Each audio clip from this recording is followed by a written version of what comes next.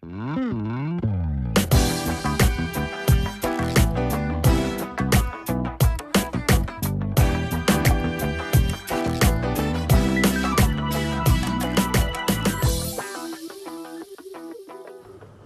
unfortunately, unemployment is a sore point for this country, not just Delta State, and is one problem that needs to be dealt with, and as much as possible, it needs to be accelerated as well. Otherwise, we are going to find ourselves in a crisis if we do not begin to deal with it immediately. Now, yes, we embarked on a leadership training course, and one of the things we learned there was how to get this done in an economy. Job creation.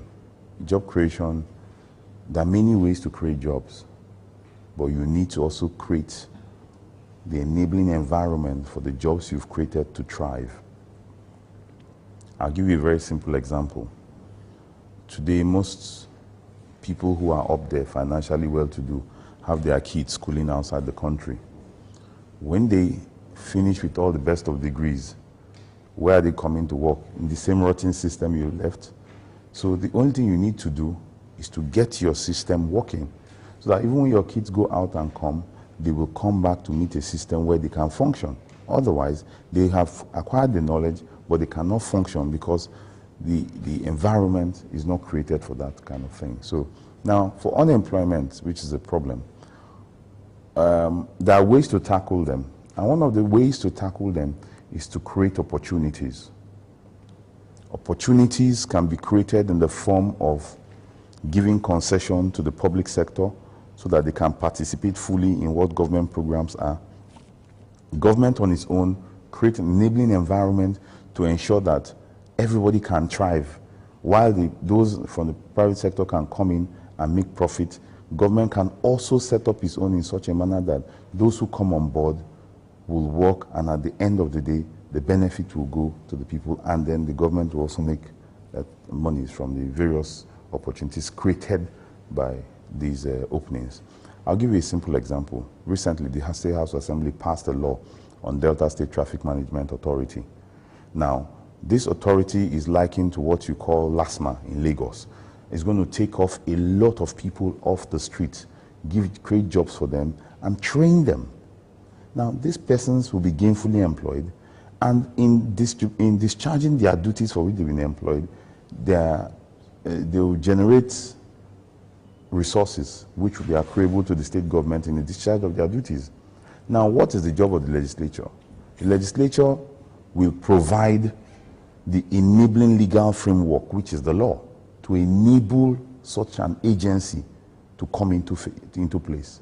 If that agency comes into place by an enactment of the House of Assembly, then you can now be sure that those persons can now be employed, and a law has guaranteed their employment.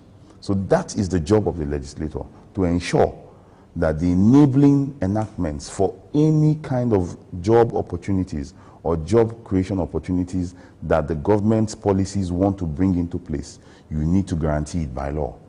So that is the function of the legislator. And to ensure, for Deltans, we are doing quite a lot to ensure that we can begin to take people off the street as much as we can, and also create a situation where the private sector can participate.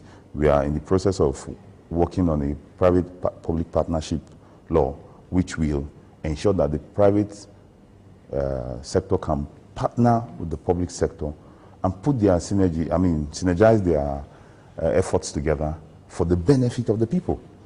And this can only be done by an enactment of a law to ensure that both the private sector and the public sector are inured and properly protected by the provisions of the law.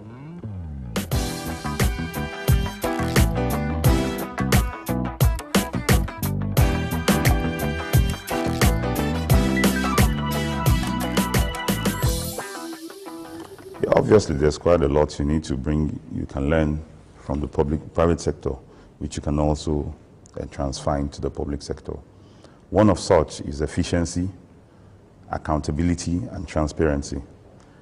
Well, the public sector has tried in his dealings quite recently to be kind of transparent, but you still need to understand that you need to bring in a lot more. And those are lessons from the private sector.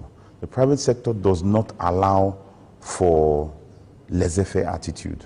It does not allow for things to be treated with levity. It does not allow for slothfulness. The public sector allows for such. And well, before you can take a move, you have to consult before you take certain decisions, because some of them may be politically motivated, and you need to have political considerations because you do all this. But the private sector does not have political considerations. You are hired because you need to help the proficiency of the private sector. If you're not going to be useful to the sector, you'll be fired. And you'll be fired without looking back or having any consideration to where you come from or who brought you there. It's profit-driven, result-oriented. Now, the public sector, even though he says he wants to be result-oriented, is not profit-driven. But it's beginning to change, because we'll soon realize that we are moving from a socialist practiced economy to a capitalist practiced economy. Because now the government even knows you need to make money, otherwise, in form of taxes, otherwise it cannot run its basic infrastructure. The same way the private sector knows that if I do not make money, I'll not be able to pay my staff and then declare profit to my shareholders. That's the same thing. Unfortunately for the public sector, the shareholders are those in government who are serving, and the people that are serving, those are the shareholders. So you must make profit from the people you are serving and put policies that will ensure that those things are properly adhered strictly to. Now, accountability, to a great extent, it has to show in public service. There's no room for funds missing or things not properly done. There's no such room in the private sector. If you cannot reconcile your books, then nobody goes to sleep. That has to be imported into the public sector, and it will strengthen the public sector. So there's a lot to learn from the private sector, which you can convey into the public sector.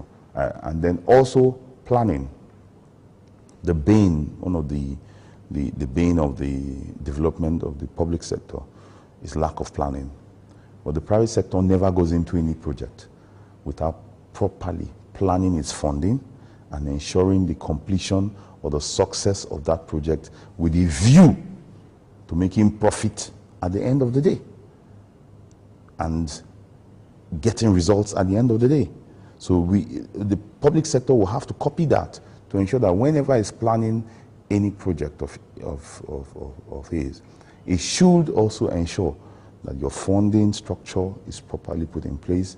Also ensure that accountability, that those who are going to run it are those who are going to run it with a lot of transparency, and ensure that at the end of the day, the benefits will be the results that will come thereof. So that will be my take